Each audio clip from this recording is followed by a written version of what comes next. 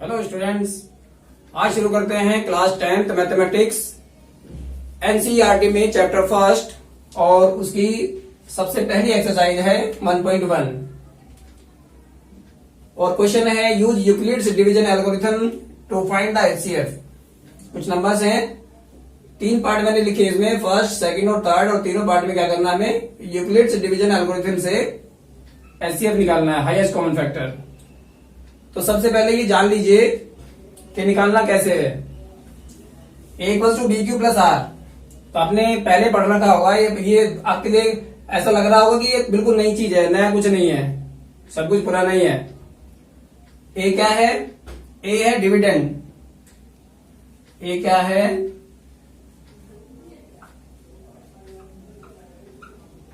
Dividend. B क्या है? B है इसमें डिवाइजर। क्यू क्या है?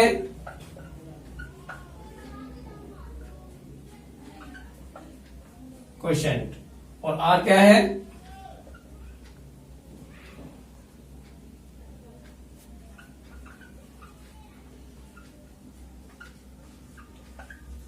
रिमाइंडर। यानी होता क्या है, dividend equals to divisor multiply quotient plus remainder. जैसे कि पहले से करते हैं, बिल्कुल यही है इसमें, लेकिन इसको थोड़ा सा सिंबल में ले लिया है और कुछ नहीं है। एक चीज आपको कंफर्म होनी चाहिए पहले से ही कि जो रिमाइंडर होता है वो हमेशा या तो 0 होता है, 0 के इक्वल होता है, या फिर 0 से बड़ा होता है। हमेशा कभी भी रिमाइंडर नेगेटिव नहीं होता, या तो 0 निकलेगा रिमाइंडर या फिर 0 से बड़ा होगा। लेकिन हमेशा जो डिवाइजर होता है, जिससे हम डिवाइड करते हैं, उससे हमेशा छोटा होता है। तो ये है इसका करने का तरीका। जैसे हमारे पास में 2 नंबर है, हमारे पास में 135 और 225 है, तो हमें इसका एचसीएफ निकालना है। तो बिल्कुल इसी को यूज करते हुए निकालेंगे हम इसको।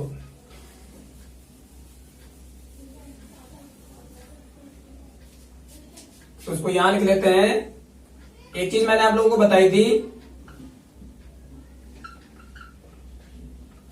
कि हमेशा जो ग्रेटर वैल्यू होती है, जो बड़ी नंबर होती है इन दोनों में, वो हमेशा अंदर रखी जाती है, वो डिविडेंड होता है। और जो छोटी नंबर होती है वो होती है डिवाइजर। तो एचसीएफ निकालने का तरीका भी मैं पहले एक बार बता चुका हूं कि एचसीएफ कैसे निकालते हैं।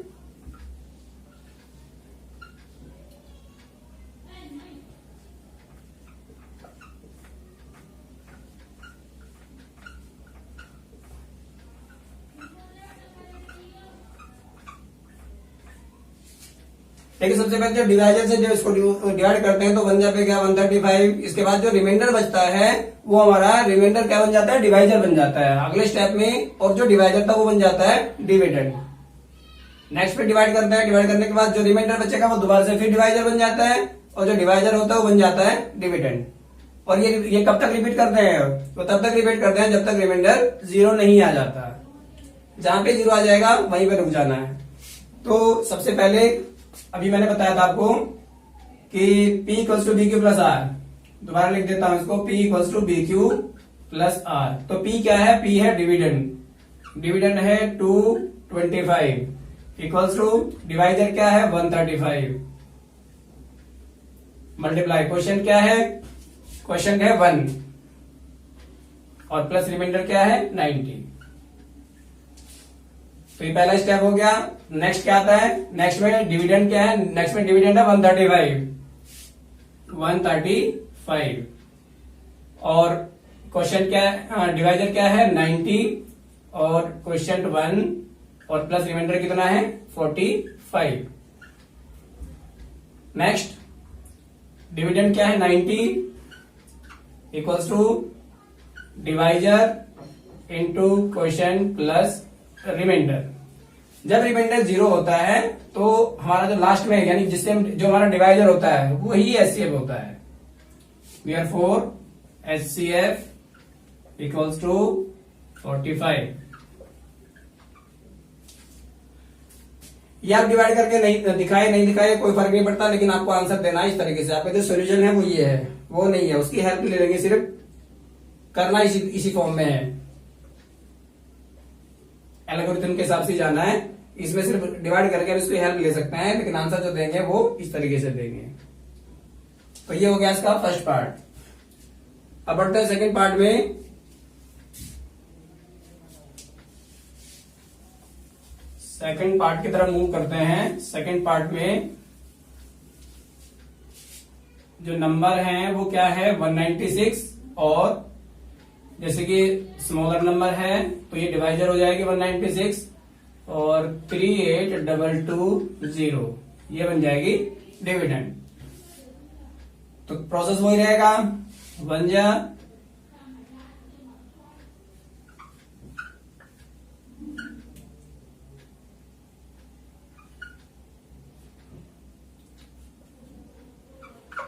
लेकिन जैसे पहले वाले क्वेश्चन में क्या था कि जो डिवाइजर था वो क्वेश्चन बन गया डिविडेंड, लेकिन यहाँ ऐसा नहीं होगा क्योंकि हमारे पास में भी 2 डिजिट और भी हैं। तो जब तक ये दोनों डिजिट यहाँ नहीं आ जाती और जो रिमाइंडर है जब तक वो छोटा नहीं होता, स्मॉलर नहीं होता किससे, डिवाइजर से, तब तक ये प्रोसेस ऐसे ही चलता रहेगा। उसको डिविडेंड बनाने की जरूरत नहीं पड़ेगी क्योंकि अभी हमारे पास में नंबर है उतारने के लिए।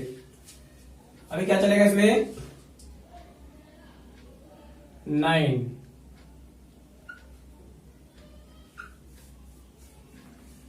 ये हो गया 1764,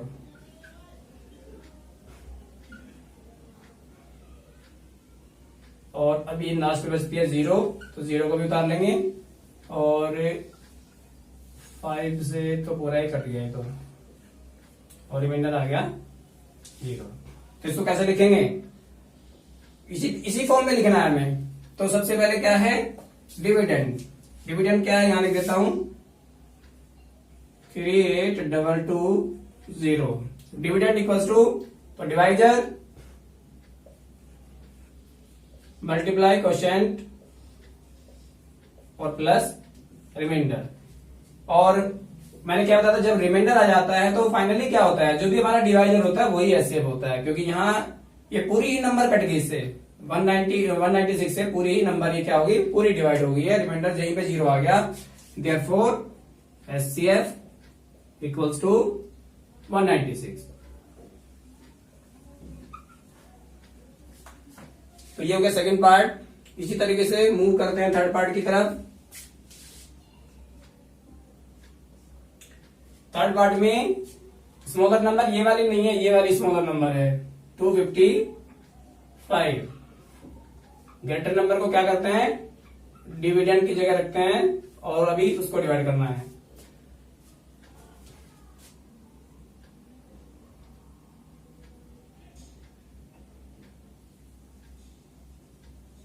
थ्री पे जा रहा है ये,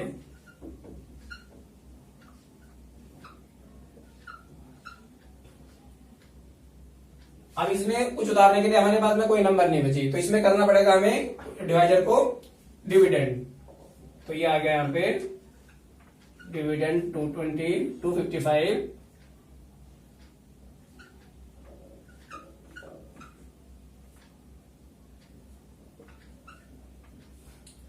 अगेन फिर क्या करना है, जो हमारा डिवाइजर था दोबारा से फिर क्या हो गया, दोबारा से डिविडेंड बन गया, और ये चला गया 2 पे 102, और रिमाइंडर यहाँ पे क्या हो गया 0।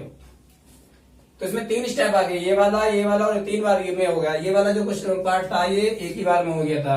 ये जरूरी नहीं है कि ये हमारा डिविडेंड बनेगा ही बनेगा, अगर ये पूरी नंबर कट गई तो हम बिल्कुल ऐसे सोल्व कर सकते हैं। अब इसमें डिविडेंड क्या है, डिविडेंड है इसमें 867 equals to divisor multiply quotient और प्लस रिमाइंडर। नेक्स्ट डिविडेंड क्या है 255 equals to divisor multiply quotient और प्लस रिमाइंडर। और लास्ट में क्या आएगा, dividend is 102 equals to divisor multiply quotient और प्लस रिमाइंडर। रिमाइंडर क्या हुआ यहाँ पे 0। एचसीएफ क्या होगा फिर, देयरफॉर एचसीएफ इक्वल्स टू 51। तो इन दोनों नंबर्स का जो एचसीएफ होगा वो कितना होगा 51 होगा। तो ये बहुत सिंपल सा तरीका है, बहुत ही आसान चीज है सीखने के लिए, लेकिन प्रैक्टिस जरूरी है।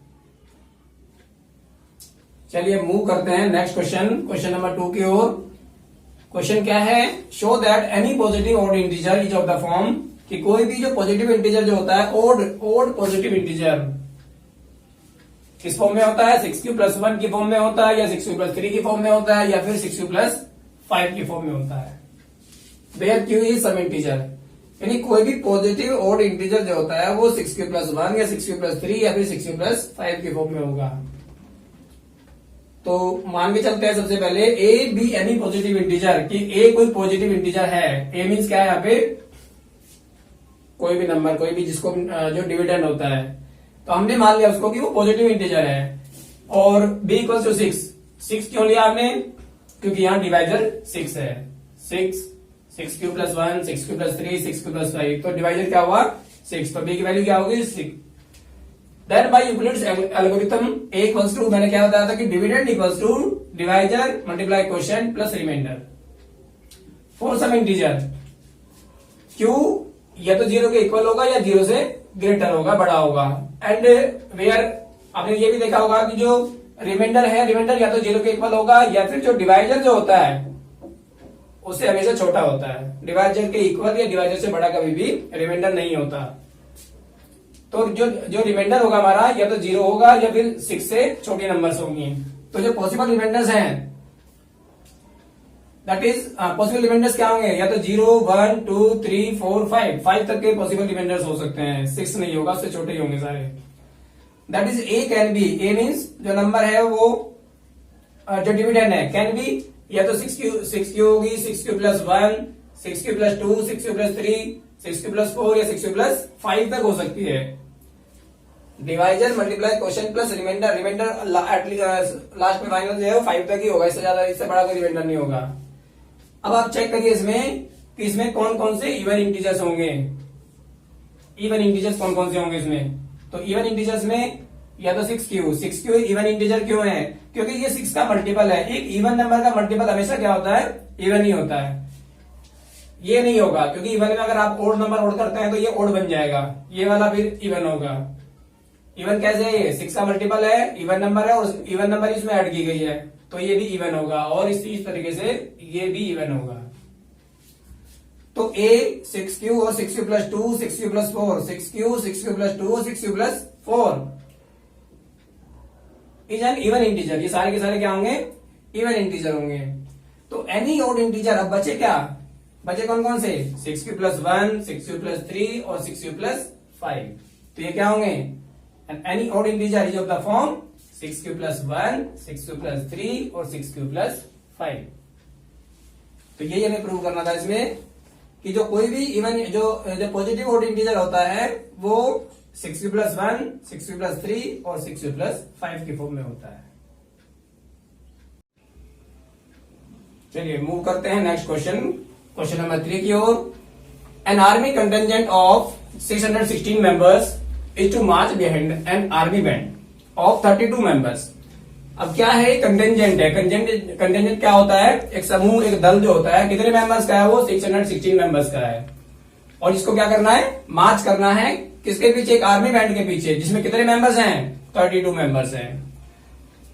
The two groups are to march. अब दोनों ग्रुप को क्या करना है, जो बैंड वाले हैं, ये जो आर्मी बैंड है वो, और जो कंटिजेंट में जो मेंबर्स हैं वो सभी को क्या करना है, मार्च करना है। लेकिन उसमें कंडीशन क्या है कि same number of columns, same number of columns में करना है। तो what is the maximum number of columns, तो ज्यादा से ज्यादा कॉलम कितने बन सकते हैं, कितने कॉलम इसमें बनेंगे, यही हमें करना है। तो एक मैक्सिमम जो वर्ड है इसमें, ये क्या बता रहा है ये इंडिकेट कर रहा है कि हमें इन दोनों नंबर्स का जो मेंबर दे रखे इसमें 32 और 616, दोनों नंबर्स का क्या करना है, एचसीएफ फाइंड करना है। तो सबसे पहले क्या करेंगे, to find the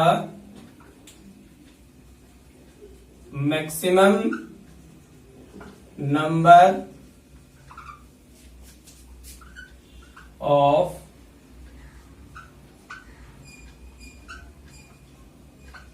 columns we have to find the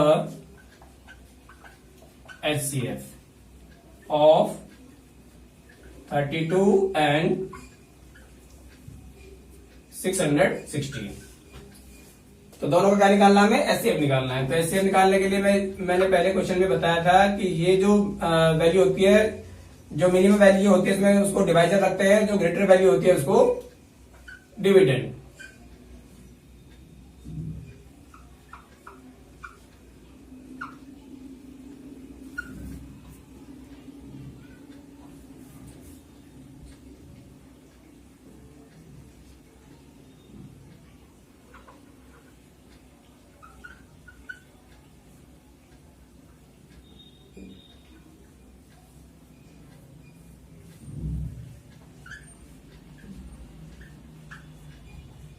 ये हो गया HCF equals to 8। HCF of 32 and 616 is 8। Hence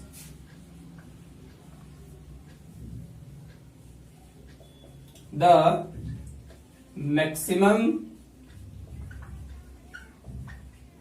number of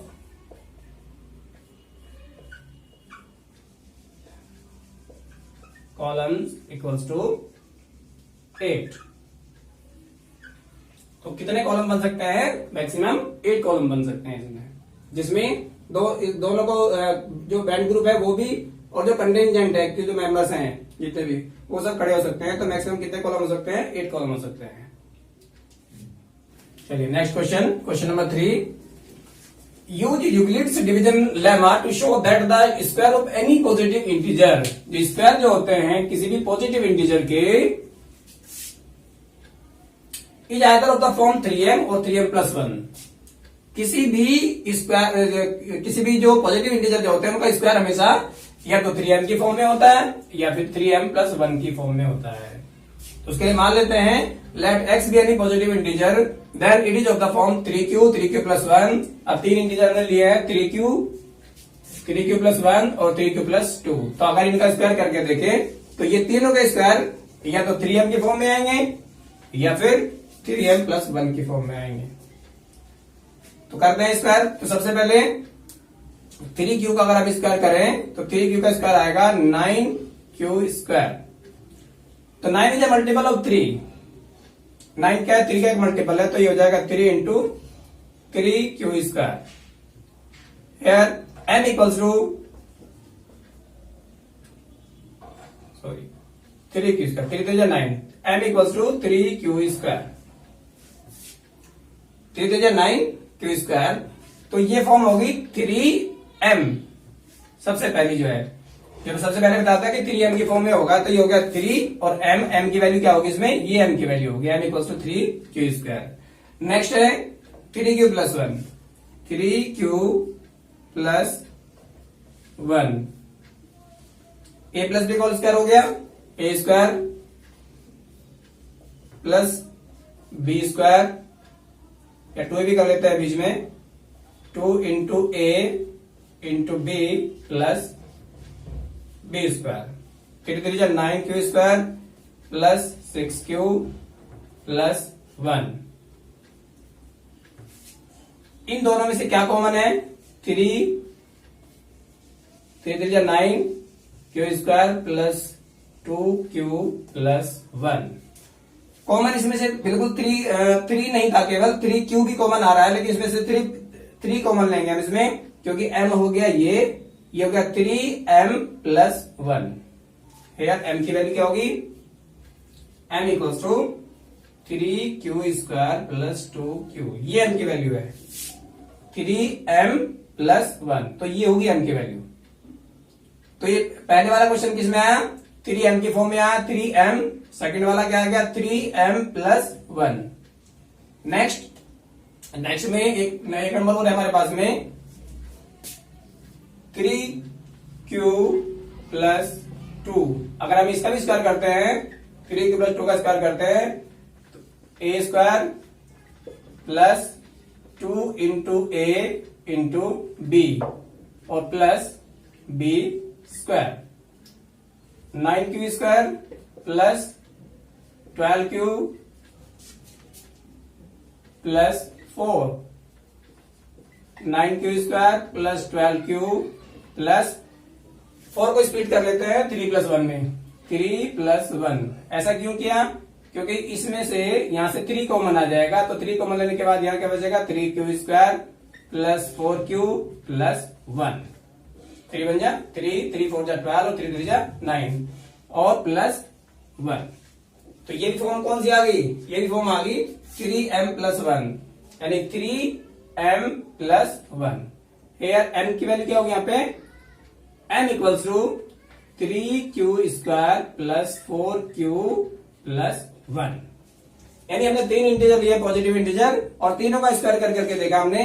तो पहला जो स्क्वायर था 3m की फॉर्म में आया, सेकंड वाला और थर्ड वाला क्या 3m प्लस 1। तो या तो 3m की फॉर्म में होते हैं इन द फॉर्म 3m, या तो 3m की फॉर्म में होते हैं या फिर 3m प्लस 1 की फॉर्म में होते हैं। क्या? स्क्वायर किसके square? Of any positive integer. कोई भी पॉजिटिव इंटीजर होता है तो इसका स्क्वायर क्या होगा? या तो 3m के फॉर्म में आएगा या फिर 3m प्लस 1 के फॉर्म में आएगा। तो ये हो गया आपका क्वेश्चन नंबर 4। चलिए मूव करते हैं नेक्स्ट क्वेश्चन, क्वेश्चन नंबर 5 की ओर। Use Euclid's division lemma to show that the cube of any positive integer is of the form 9q, 9q plus 1 और 9q प्लस 8। यानी कोई भी पॉजिटिव इंटीजर होता है वो हमेशा अगर उसका क्यूब करते हैं, हम क्या करना है? Cube of any positive integer. अगर इनका क्यूब करते हैं किसी भी नंबर का, तो वो इस फॉर्म में आएगा, या तो 9q की फॉर्म में आएगा, या 9q प्लस 1 की फॉर्म में आएगा, या 9q प्लस 8 की फॉर्म में आएगा। तो मान लेते हैं x कोई पॉजिटिव इंटीजर है और x क्या हो सकता है? क्या क्या माने हमने? एक तो माना हमने 3m प्लस 1 और 3m प्लस 2। तो 3 ये हमारे पॉजिटिव इंटीजर हो गए।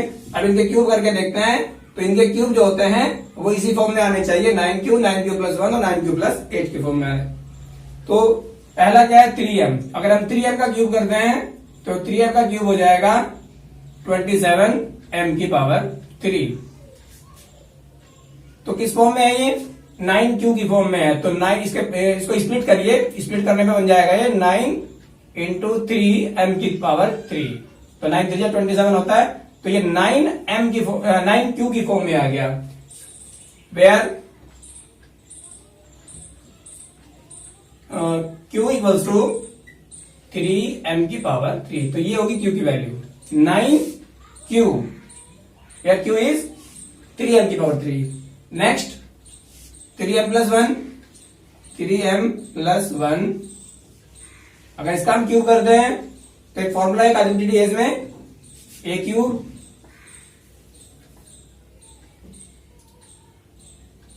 Plus 3a square b plus 3a b square और प्लस 1 क्यूब। तो ये आइडेंटिटी है, ये फॉर्मूला है a प्लस बी की होल क्यूब का।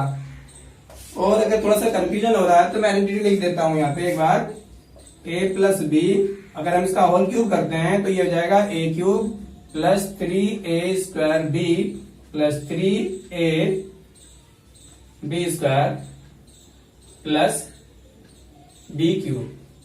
ये आइडेंटिटी है। a प्लस बी के अगर होल क्यूब करते हैं तो ये आइडेंटिटी मैंने यहां पुट करी है, इसमें इसको अप्लाई कर दिया इस आइडेंटिटी को। इसके बाद अगर हम इसका क्यूब करते हैं तो इसका 3 का क्यूब कितना हो जाएगा? 27 m की पावर 3 प्लस 3 3 9 9 3 ये भी 27 हो गया, 27 m की पावर 2 प्लस 3 3 9m और 1 1 1 की से मल्टीप्लाई करेंगे तो 9m ही रहेगा और प्लस 1 की पावर 3 हो जाएगा 1। अब यहां से लेकर के यहां तक एक नंबर है जो कि कॉमन है, वो क्या है? 9। अगर इसमें 9 कॉमन लेते हैं तो 9 कॉमन लेने के बाद हमारा बचेगा यहाँ पे 3m की पावर 3 प्लस 3m की पावर 2 और प्लस 1 सॉरी m और प्लस 1। तो ये सेकंड कंडीशन आ गई 9q प्लस 1। सेकंड कंडीशन कौन सी आ गई? 9q plus 1।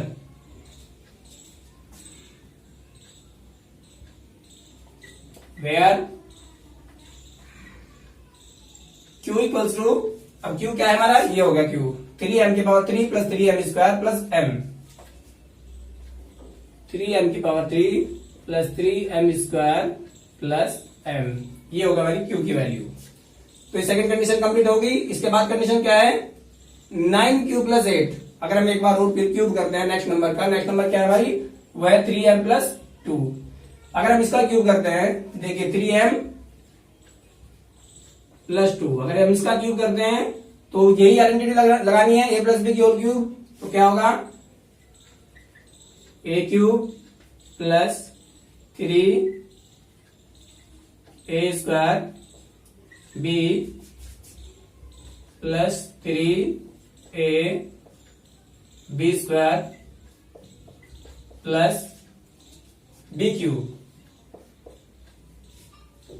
हो गया 27 m की पावर 3 प्लस 3 9, 9 27, 27 2 54, 54 m की पावर 2 प्लस 3 9 और 9 4 कितना होता है 36 m प्लस 2 2 4, 4 2 8।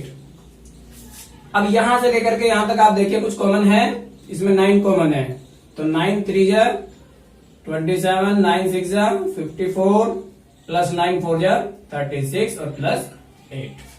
तो ये लास्ट वाली कंडीशन कौन सी थी, 9q प्लस 8, 9q प्लस 8। तो q की वैल्यू क्या होगी इसमें, q की वैल्यू ये होगी, यहां से लेकर के यहां तक है 3m की पावर 3, यानी q इक्वल्स टू 3m की power 3 plus 6m square plus 4m। तो ये आ गया कि किसी भी नंबर का अगर कोई पॉजिटिव इंटीजर होता है, किसी भी पॉजिटिव इंटीजर का हम क्यूब करते हैं तो वो हमेशा किस फॉर्म में आता है, या तो 9q की फॉर्म में आता है, 9q प्लस 1 की फॉर्म में आता है, या फिर 9q प्लस 8 की फॉर्म में आता है। तो ये हो गया प्रूफ।